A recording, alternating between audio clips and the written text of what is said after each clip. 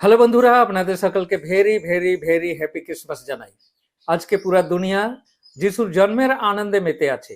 এমন কোনো দেশ নেই যেখানে যিশুর জন্ম পালন করা হয়নি। কিন্তু আপনারা কোনোদিন ভেবে দেখেছেন কি যিশুর জন্মকে পুরা বিশ্ব জুড়ে কেন পালন করা হয়? অনেক মহাপুরুষ হয়েছেন, কিন্তু তার জন্মটাকে বিশ্বে জুড়ে তো পালন করা হয়নি। এমন কি মতলব আছে যিশুর মধ্যে? যখন যিশুর প্রথম জন্মের সুসমাচার শোনানো হয়, সেটা স্বর্গদূতের মাধ্যমে, যেটা আমরা লুকলিখি সুসমাচার 2 অধ্যায়ে আমরা পাই। যদি 10 পদ থেকে পড়ে লেখা আছে, তখন দূত তাহাদিকে কহিলেন, ভয় করিও না, কেননা দেখো আমি তোমাদিকে মহা আনন্দের সুসমাচার জানাইতেছি। সেই আনন্দ সমুদয় লোকেরাই হইবে, কারণ অদ্য দাউদের নগরে তোমাদের জন্য ত্রাণকর্তা জন্মিয়াছেন, তিনি খ্রিস্ট প্রভু। তো সর্বপ্রথম এখানে সমুদয় জগতের জন্য আনন্দের সুসমাচার হিসাবে যিশুর জন্মকে প্রচার করা হচ্ছে। 2 নম্বর এখানে বলা হচ্ছে উনি হচ্ছেন ত্রাণকর্তা, এই জগতে মানুষের ত্রাণকর্তা হিসাবে জন্ম নিয়েছেন। তো এই জগতে যত মানুষ বাস করে, এই সকলের জন্য সুসমাচার সকলের জন্য ত্রাণকর্তা, সকলের জন্য আনন্দের ব্যাপার। কিন্তু আজকে কতজন এই রহস্যটাকে জানেন? তো বন্ধুরা, আজকে আমরা দেখব কি যিশুর জন্মের অর্থটা কি আছে, আর যিশুর জন্মের আমাদের জীবনের জন্য কোথায় কি স্থান রাখে। এ সমস্ত কিছু যদি আমরা গভীরভাবে না জানি, হলে যিশুর জন্মের অর্থ আমাদের জন্য কোনো মূল্য থাকবে না বন্ধুরা। শুধু খাওয়া দাওয়া আনন্দ করা নেই, যিশুর জন্মের অনেক ইম্পর্টেন্ট, অনেক গুরুত্বপূর্ণ আমাদের জীবনের জন্য রহস্য লুকিয়ে আছে। যিশুকে ত্রাণকর্তা কেন বলা হচ্ছে? কারণ উনি ত্রাণকর্তা। কার ত্রাণকর্তা? মানুষের ত্রাণকর্তা। তো মানুষের ত্রাণের প্রয়োজন আছে কি? আমরা খাচ্ছি, ঘুমাচ্ছি, কাজ করছি, ভালোভাবে ঘর সংসার সব চলছে, হলে কেন ত্রাণ আমাদের প্রয়োজন আছে? আজকে আমরা এই সমস্ত বিষয়কে খতিয়ে দেখার চেষ্টা করব। তো আমি কিছু পয়েন্ট নিয়েছি, ওই পয়েন্টটা নিয়ে আমরা বাইবেল থেকে দেখব কি যিশু এই জগতের জন্য, যিশু এই আমাদের ব্যক্তিগত জীবনের জন্য, যিশু আমাদের জন্য কি করেছেন। তো সর্বপ্রথম আমরা দেখব কি ত্রাণের প্রয়োজন কখন হয়? যখন আমরা কোনো সমস্যায় থাকি, ওই সমস্যা থেকে ত্রাণের প্রয়োজন হয়। যখন সেই সমস্যা থেকে আমরা নিজে এড়াতে পারি না, তখন আমরা সাহায্যের জন্য এইদিক ওদিক আমরা হাত পাও নাড়াই। তো সর্বপ্রথম আমাদের নিজের পজিশনটা জানতে হবে কি আমাদের সত্যিকারে কি ত্রাণের প্রয়োজন আছে। যদি পিপাসা না লাগে হলে জল কেন দরকার হবে? জলের দরকার কখন? যখন পিপাসা লাগে। তো চলুন একটা একটা করে আমরা বিষয়টাকে খতিয়ে দেখি। সর্বপ্রথম যখন আমরা বাইবেলের ইতিহাসে যখন যাই বন্ধুরা, আমাদের ইতিহাস, তো আমরা কি দেখতে পাই কি ঈশ্বর এই জগৎকে সৃষ্টি করার পরে আমাদেরকে, মানে আমাদের আদি মাতা পিতা আদম আর হাওয়াকে সৃষ্টি করলেন। আজকে আমরা সেই প্রথম মাতা পিতার বংশধর। যখন ঈশ্বর আদমকে সৃষ্টি করেছিলেন, কি উদ্দেশ্য ছিল ওনার, কি পারপাস ছিল ওনার, আমাদের এই জগতে থাকার কি অর্থ আছে, সর্বপ্রথম এটাকে আমাদেরকে বুঝতে হবে, জানতে হবে। তো আসুন আমরা নিজের পরিচয় প্রথমে জানার চেষ্টা করি, তারপরে আমরা যিশুর সম্বন্ধে জানব কি আমাদের জীবনের জন্য যিশুর কি প্রয়োজন আছে। তো আসুন আমরা সকলে নিজের পরিচয়টা আগে খতিয়ে দেখি। তার জন্য আমাদেরকে যেতে হবে প্রথম কুরিন্থীয়র বই 6 অধ্যায় আর 2 পদ থেকে যখন পড়ি, এখানে লেখা আছে, অথবা তোমরা কি জানো না যে পবিত্রগণ জগতের বিচার করিবেন, আর জগতের বিচার যদি তোমাদের দ্বারা হয়, তবে তোমরা কি যত্ন মাত্র বিষয়ের বিচার করিবার অযোগ্য? তোমরা কি জানো না যে তোমরা দূতগণের বিচার করিবে? এই জীবনের সংক্রান্ত বিষয় তো সামান্য কথা। তো বন্ধুরা, এখানে বলা হয়েছে কি আমরা জগতের বিচারকর্তা, আমরা দূতগণের বিচারকর্তা। ঈশ্বর মানুষকে বিচারকর্তা হিসাবে সৃষ্টি করেছেন। বিচারকর্তা কখন প্রয়োজন হয়? যখন কেউ আইন ভাঙে, তখন ওই আসামিকে বিচারকর্তার সম্মুখে আনা হয় আর তার উপরে বিচার হয়। তো এই বিচারকর্তা প্রয়োজন হলো কি করে? তার জন্য আমাদেরকে আরো পিছনে ইতিহাসে যেতে হবে। যদি প্রকাশিত বাক্যের 12 অধ্যায় আমরা যাই আর 7 পদ থেকে দেখি, হলে এখানে আমরা কি পাই কি স্বর্গের যুদ্ধ হয়েছে। সমস্যা কোথায় শুরু হয়েছে? স্বর্গে। যদি আমরা 7 পদ থেকে পড়ি, হলে লেখা আছে, আর স্বর্গের যুদ্ধ হইল, মিখাইল ও তাহার দূতগণ এই নাগের সহিত যুদ্ধ করিতে লাগিলেন। তাহাতে সেই নাগ ও তাহার দূতগণ যুদ্ধ করিল, কিন্তু জয়ী হইল না, এবং স্বর্গে তাহাদের স্থান আর পাওয়া গেল না। আর সেই মহানাগ নিক্ষিপ্ত হইল এই সেই পুরাতন সর্প যাহাকে দিয়াবল অপবাদক এবং শয়তান বিপক্ষ বলা যায়, সেই সমস্ত নরলোকের ভ্রান্তি জন্মায় সে পৃথিবীতে নিক্ষিপ্ত হইল এবং তাহার দূতগণ তাহার সঙ্গে নিক্ষিপ্ত হইল। তো বন্ধুরা এখানে আমরা কি দেখছি, नाग यानी शैतान, और এই শয়তানকে বাইবেল বলে উনি স্বর্গদূত ছিলেন, একটা মহা স্বর্গদূত যার নাম লুসিফার, মর্নিং স্টার ছিল। কিন্তু সে স্বর্গে যিশুর আর ঈশ্বরের সিংহাসন দখল করতে চেয়েছিল, আর তার জন্য ওখানে স্বর্গদূতদেরকে নিজের দলে একত্র করে যুদ্ধ চালিয়েছিল। কিন্তু আমরা কি দেখছি, সেই যুদ্ধে তাকে পালাতে হয়। বন্ধুরা যুদ্ধ এখানে শেষ হয়নি, কিন্তু সমস্যার সমাধান তো দরকার আছে। অনেক ভাই বোনরা বলে কি শয়তানকে সেইখানে ঈশ্বর ধ্বংস করে দিলে এই জগতে এত সমস্যা হতো না। তো বন্ধুরা স্বর্গে যে ঝগড়া হয়েছিল, যুদ্ধ হয়েছিল, তার বিচার হওয়ার প্রয়োজন ছিল। তার জন্য আদালতের প্রয়োজন, সাক্ষ্যের প্রয়োজন, আর ওখানে একজন বিচারকর্তার প্রয়োজন। তো এই প্রয়োজনটাকে পূর্ণ করার জন্য মানুষকে সৃষ্টি করেন ঈশ্বর। আর এখানে আমরা কি দেখি, কি ঝগড়া ইয়া কোনো সমস্যা হয়ে থাকে তাকে বিচারে আনিত হয়। যেরকম যদি আমরা দেখি ঈশ্বরের আইন অনুযায়ী ঈশ্বর কি করে বিচার হয় তার সম্বন্ধে এখানে জানিয়েছেন। আবার আমরা দ্বিতীয় বিবরণ 19 অধ্যায় 15 পদ থেকে পড়ি, ফলে এখানে লেখা আছে, কেউ কোনো প্রকার অপরাধ কি পাপ যে কোনো পাপ করিলে তাহার বিরুদ্ধে একমাত্র সাক্ষী উঠিবে না, 2 কিংবা 3 সাক্ষীর প্রমাণে দ্বারা বিচার নিষ্পন্ন হইবে।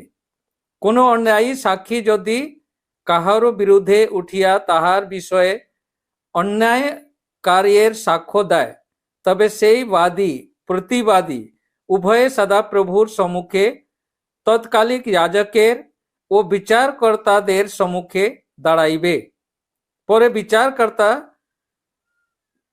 সযত্নে অনুসন্ধান করিবে, আর দেখো সেই সাক্ষী যদি মিথ্যাবাদী হয় ও তাহার ভ্রাতার বিরুদ্ধে মিথ্যা সাক্ষ্য দিয়া থাকে, তবে সে তাহার ভ্রাতার প্রতি যেরূপ করিতে কল্পনা করিয়াছিল তাহার প্রতি তোমরা তদ্রূপ করিবে। এই রূপে তুমি আপনার মধ্য হইতে দুষ্টতার লোপ করিবে। তো বন্ধুরা এখানে আমরা কি দেখছি, কি কেউ কোনো অপরাধ করে থাকে তাকে আদালতে আনা হয়, বিচারকর্তার সম্মুখে তাকে উপস্থিত করা হয়, ওখানে সাক্ষী প্রমাণ দিয়ে তাকে প্রুভ করতে হয়, তারপরে তার শাস্তি হয়। তো স্বর্গের মধ্যে আমরা কি দেখি, পরমেশ্বর ছিল বিচারকর্তা, কিন্তু এখানে পরমেশ্বর বিরুদ্ধে অভিযোগ আছে। শয়তান পরমেশ্বর বিরুদ্ধে অভিযোগ করেছে কি পরমেশ্বর ভালো নেই, পরমেশ্বর রাগী, পরমেশ্বর নিয়ম অনেক কঠিন, পালন করা সম্ভব নেই। আর এই রূপে সে বুঝাতে চেয়েছিল কি সে নতুন আইন তৈরি করবে, সে আইনটা সকলকে স্বাধীন করবে, ফ্রিডম দেবে, আর এই নিয়ে স্বর্গে সমস্যাটা সৃষ্টি বাঁধে। আর ঈশ্বর তাকে সঙ্গে সঙ্গে তার বিচার করে না, কেন কি তার বিচার যদি করতে হলে শয়তানের যে অভিযোগ ছিল সেটা প্রমাণ পেয়ে যেত। কিন্তু আইনের বিধি নিয়ম অনুযায়ী তার বিচার হবে, তার জন্য শয়তান সুযোগ পায়। আর যখন শয়তান জানে কি আদম হচ্ছে সেই বিচারকর্তা, এবার তার বিচার হলে সেটা বাঁচবে না, ফলে একমাত্র তার কাছে উপায় ছিল কি আদমকে অপরাধী যদি সে বানাতে পারে, হলে সে বিচার থেকে সে মুক্ত হতে পারে। আর আমরা ইতিহাস জানি বন্ধুরা, আমরা আদি পুস্তক 3 অধ্যায়ের ঘটনা আমরা ভালো করে বুঝি, যেখানে শয়তান আদমের কাছে যায়নি, কিন্তু হাওয়াকে সে বিভ্রান্ত করে, আর হাওয়ার মাধ্যমে আদমকে পাপ করতে বাধ্য করে। তো বন্ধুরা কোনো বিচারকর্তা যদি অপরাধী গণিত হয়, হলে সে বিচারকর্তা পদে আর থাকতে পারে না। अपराधी कोनोदिन বিচারকর্তা হয় না। আর এই জিনিসটা শয়তান করতে পারলো। अब এখানে আদমের মাধ্যমে আমরা তার বংশধর হিসাবে গণিত হই। আমাদের পরিচয় হচ্ছে বিচারকর্তা, কিন্তু আমরা এখানে কি হয়েছি? অপরাধী। তো আমরা সকলে অপরাধী হলাম কি করে? রোমিও 5:12 পড়ি, তখন এখানে লিখা আছে, অতএব যেমন এক মানুষের দ্বারা পাপ ও পাপ দ্বারা মৃত্যু জগতে প্রবেশ করিল, আর এই প্রকারে মৃত্যু সমুদয় মানুষের কাছে উপস্থিত হইল, কেননা সকলে পাপ করিল। তো বন্ধুরা, অপরাধের শাস্তি মৃত্যু আছে, যেরকম রোমিও 6:23 লেখা আছে, পাপের বেতন মৃত্যু। এবার এখানে যদি শয়তানের বিচার না হয়, হয়তো শয়তান জিতে যাবে। আর ঈশ্বর চাইছিল না কি মন্দ জিনিস জয় করে, আর তার বিচার হওয়ার প্রয়োজন আছে। এবার সমস্যাটা কি হলো? যে বিচারকর্তা আছে সেই অপরাধী হয়ে গেছে, আর সে বিচার আর করতে পারে না। কিন্তু এই যে বিচারকর্তা, তাকে ফাঁসানো হয়েছে, আর তাকে মুক্ত করার यानी উদ্ধার করার, ত্রাণ করার প্রয়োজন আছে। আর এইখানে ত্রাণকর্তা প্রয়োজন হয় বন্ধুরা। যখন এই সমস্যাটা হয়েছিল সেই সময় ঈশ্বর এই পরিকল্পনা আগে থেকে করে ফেলেছিল কি করে তাদের যে হারিয়ে যাওয়া পজিশনটাকে ফিরিয়ে আনা হবে। আর তার জন্য একজন ত্রাণকর্তার প্রয়োজন ছিল। আর ত্রাণকর্তা যার মধ্যে কোনো অভিযোগ না থাকে, কোনো পাপের কোনো চিহ্ন না থাকে। কেননা কি একজন চোর যাকে পুলিশ ধরে থানায় বন্ধ করে রেখেছে, আর একজন চোর তাকে ছাড়াতে গেলে পুলিশ তাকেও থানায় বন্ধ করে দেবে, সে তো ছাড়াতেই পারবে না।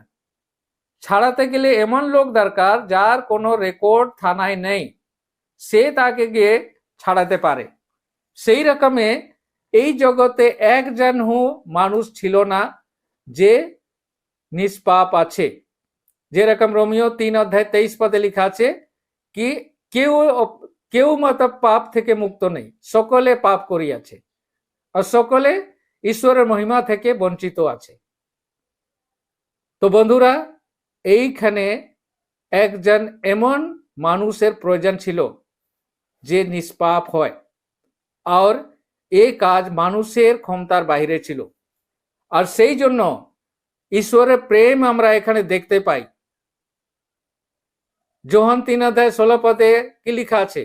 ঈশ্বর জগৎকে এমন প্রেম করলেন যেন তিনি নিজের একজাত পুত্রকে দান করিলেন, যেন যে কেউ তার উপরে বিশ্বাস করে সে বিনষ্ট না হয় কিন্তু অনন্ত জীবন পায়।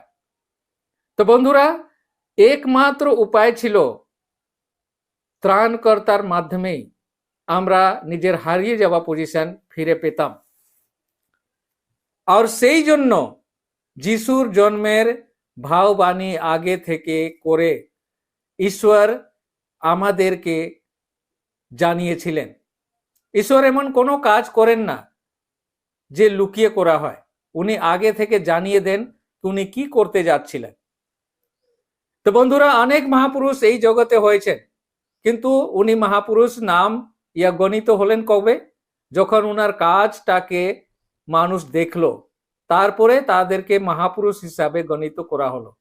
কিন্তু একজন মানুষ যার জন্মের 700 বছর আগে কি রূপে জন্ম হবে, কোথায় জন্ম হবে, কি কি তার জীবনে ঘটবে, সব কিছু আগে থেকে ভাববাণী করা ছিল। আর বন্ধুরা, পুরাতন নিয়মে যিশুর সম্বন্ধে যা ভাববাণী করা হয়েছিল, নতুন নিয়মে পড়ে আপনি মিলিয়ে দেখে নিন, একটা একটা করে সম্পূর্ণ ঘটনাগুলো মিলে যাচ্ছে। তো বন্ধুরা, আমরা শয়তানের সঙ্গে অপরাধী হিসাবে শাস্তি পেতে চাই, নাকি বিচারকর্তা হিসাবে ওই শয়তান আর দূতগণের বিচার করার পদে বসতে চাই। আর যদি আমরা সেই বিচারকর্তার পদ আবার ফিরে পেতে চাই, হলে আমাদের নামে যে অভিযোগ আছে সে অভিযোগ যেন আমাদের কাছ থেকে চলে যায়, আর সেটা আমাদের ক্ষমতার বাহিরে। আমরা যদি এই পাপটাকে নিজের জীবন থেকে সরাতে না পারি, হলে আমাদের মৃত্যু আছে। পাপের বেতন কি? মৃত্যু। আমরা শয়তানের সঙ্গে ওই একই জায়গায় যাওয়ার জন্য তার সঙ্গে দল বেঁধেছি। কিন্তু আজকে আমরা যিশুর জন্মের আনন্দের সুসমাচার আপনাদেরকে জানাচ্ছি কি আজ থেকে 2000 বছর আগে মানুষ রূপে যিশু আমাদের ত্রাণ করার জন্য জন্মেছিলেন। বন্ধুরা, শয়তান যিশুকে আটকানোর প্রচুর চেষ্টা করেছিল, কিন্তু পারেনি। কেন কি? ঈশ্বরের আইন কোনোদিন পরিবর্তন হয় না, ঈশ্বরের আইন ভাঙা যায় না, অল্টার করা যায় না। তার মানে হচ্ছে আইনের ডিমান্ড পূরণ করতেই হবে। আর আইন বলে পাপের বেতন মৃত্যু, মরতেই হবে। যদি আমাদের মধ্যে পাপ থাকে, মৃত্যু থেকে কেউ রক্ষা করতে পারে না। কিন্তু সেই পাপের ভার আমাদের হয়ে যিশু নিজের নাম করে নিলেন আর আমাদের জায়গায় মৃত্যুবরণ করলেন। আর আমাদের নামে যে পেনাল্টি ছিল তাকে যিশু কি করলেন? দিয়ে দিলেন। ফলে আমাদের নামে যে লিস্ট ছিল অভিযোগের, সেটা ঢাকা পড়ে গেছে। যিশুর রক্তে আমরা নিজের পাপ থেকে মুক্ত হচ্ছি।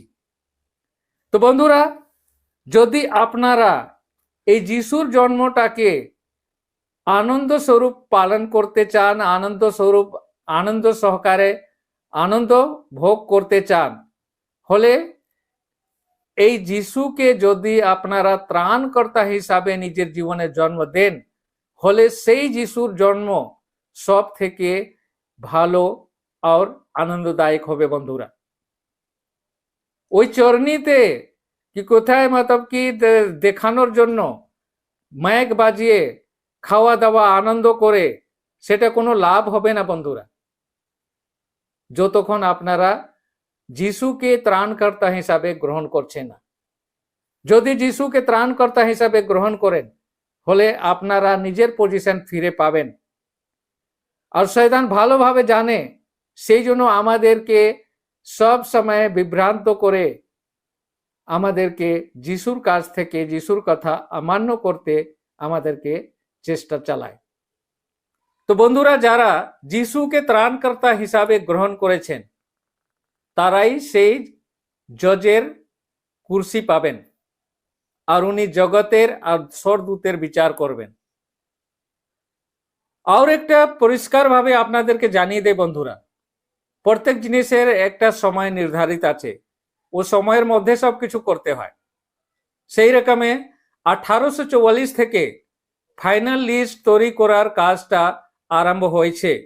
ফাইনাল লিস্ট মানে কতজন যিশুকে ত্রাণকর্তা হিসাবে গ্রহণ করেছেন, নিজের পাপ থেকে নিজেকে ফিরিয়ে এনেছেন, তাদের নাম লিস্ট করা হচ্ছে। আর যে জায়গায় লিখা হচ্ছে তাকে বলা হয় জীবন পুস্তক। আর বন্ধুরা, যারা যিশুকে ত্রাণকর্তা হিসাবে গ্রহণ করার পরে আবার শয়তানের দিকে ফিরে গেছেন, তাদের নাম বাতিল করার কাজও চলছে। যেরকম ট্রেনের রিজার্ভেশন হয়, ক্যান্সেলেশন হয়, সেই রকম এখানে 1844 থেকে চলছে বন্ধুরা। আর এটা চলবে যিশুর দ্বিতীয় আগমনের আগে পর্যন্ত। যখন ফাইনাল লিস্ট यानी চার্টটা তৈরি হয়ে যাবে, তারপরে কাজ বন্ধ করে দেওয়া হবে। তারপরে কোনো রিজার্ভেশন হবে না, কোনো ক্যান্সেলেশন হবে না। তারপরে যদি আপনি চান কি এবার যিশুকে গ্রহণ করবেন, হলে সেই সুযোগটা হারিয়ে যাবে বন্ধুরা। এই সমস্ত যে লিস্টিং এর কাজটা শেষ হওয়ার পরে যিশু নিজের দূতগণ সহিত আসবেন অপরাধীদেরকে বন্দী করার জন্য। আর প্রথম বন্দী কাকে করা হবে? শয়তানকে আর তার দূতগণকে। কোথায় বন্দী করা হবে? এই পৃথিবীতে। এই পৃথিবী জেলখানা হবে। আপনারা প্রকাশিত বাক্য 20 অধ্যায় পড়ুন, সেখানে বিস্তৃতভাবে এই গ্রেপ্তারির সম্বন্ধে বলা হয়েছে। তার সঙ্গে পশু আর ভক্ত ভাবাদী যারা এই শয়তানের পার্টনার হিসাবে এই জগতে কাজ করছে, এরা সকলে মানুষ, কিন্তু পার্টনার হিসাবে কার কাজ করছেন? শয়তানের কাজ করছেন। তাদেরকেও অ্যারেস্ট করা হবে। আর যাদের নাম লিস্টিং করা হয়েছে, জীবন পুস্তকে যাদের নাম আছে, তাদেরকে প্রথমে আলাদা করা হবে। আর তারা এই দ্বিতীয় আগমনে যিশুর সঙ্গে কোথায় যাবেন? স্বর্গে যাবেন। আমরা প্রকাশিত বাক্য अगर 20 অধ্যায় 6 পদ পড়ি, সেখানে লেখা আছে, যে কেহ প্রথম পুনরুত্থানের অংশী হয় সে ধন্য ও পবিত্র, তাহাদের উপরে দ্বিতীয় মৃত্যুর কোনো কর্তৃত্ব নাই, কিন্তু তাহারা ঈশ্বরের খ্রিস্টের যাজক হইবে এবং সেই সহস্র বছর তাহার সঙ্গে রাজত্ব করিবে। তো বন্ধুরা, 1000 বছর তারা ওই যিশুর সঙ্গে সেইখানে থাকবেন। আর अगर 4 পদ পড়ি গেলে এখানে লেখা আছে, পরে আমি কয়েকটি সিংহাসন দেখিলাম, সেগুলো উপরে কেহু কেহু বসিলেন, তাহাদিকে বিচার করিবার ভার দত্ত হইল। আর যিশুর সাক্ষ্য ঈশ্বরের বাক্যের নিমিত্ত যাহারা কুঠারাঘাত দ্বারা হত হইয়াছিলেন এবং যাহারা এই পশুকে ও তাহার প্রতিমাকে ভজনা করে নাই আর আপন আপন ললাটে ও হস্তে তাহার ছাপ ধারণ করে নাই, তাহাদের প্রাণও দেখিলাম, তাহারা জীবিত হইয়া সহস্র বছর যিশুর সহিত রাজত্ব করিল। তো বন্ধুরা, 1000 বছর এই জগতের মানুষ যারা শয়তানের সঙ্গে হাত মিলেছে, আর শয়তান আর তার দূতগণের বিচার হবে 1000 বছর ধরে। আর সেইখানে বিচারকর্তার কুর্সিতে কারা বসবে? যারা এখান থেকে যিশুকে ত্রাণকর্তা হিসাবে গ্রহণ করে নিজের পজিশন ফিরে পেয়েছে, তারাই ওখানে বিচারকর্তা হিসাবে বসবে বন্ধুরা। তো বন্ধুরা, আপনারা দেখলেন যে যিশুর জন্ম আমাদের জীবনের জন্য কি স্থান ধারণ করে। তো আসুন আমরা উপরে উপরে যিশুর জন্মটা পালন না করি, কিন্তু যিশুর জন্মের যে গভীর অর্থ আছে তাকে আমরা জীবনে ধারণ করি। ঈশ্বর আপনাদের সকলকে আশীর্বাদ করুন। আমেন।